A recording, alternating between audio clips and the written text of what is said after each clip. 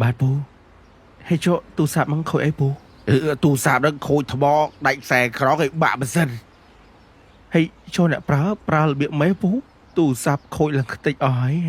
យកមកឲ្យធ្វើដែរទៅពូឡើយទូរស័ព្ទខូចថ្មទេតែពូផ្លេចលេងផ្ដាំហើយធ្វើទៅទាញដាច់ខ្សែក្រងគេណាហើយម្សិលមិញក្មួយអីមកជំរាបសួរពូហ្នឹងពូវាសួរវិញមិនធ្លាក់បាក់ម៉ាស៊ីនគេនឹងទៀតទៅណាបាទពូបាទបើចឹងក្មួយអីរៀនធ្វើហ្នឹងណាពូសុំទៅលេងផ្ដាំបន្តិចបាទណែញ៉ាំទឹកសិនណាអរគុណណាស់តាំងចិនតិចណាមករៀនធ្វើទូរស័ព្ទតអត់ធ្មត់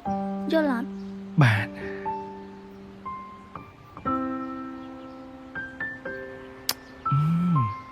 ផ្អែមអញទឹកផ្អែមមកយើ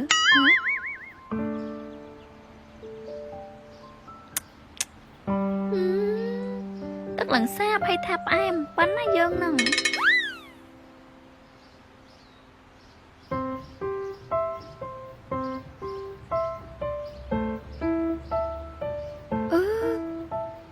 ភ្លេចសួរថាបាយនៅ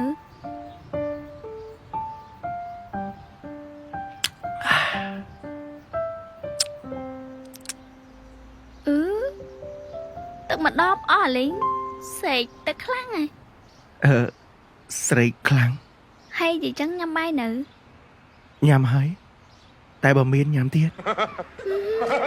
ដូចគុនក្មេងចឹងយើងនេះ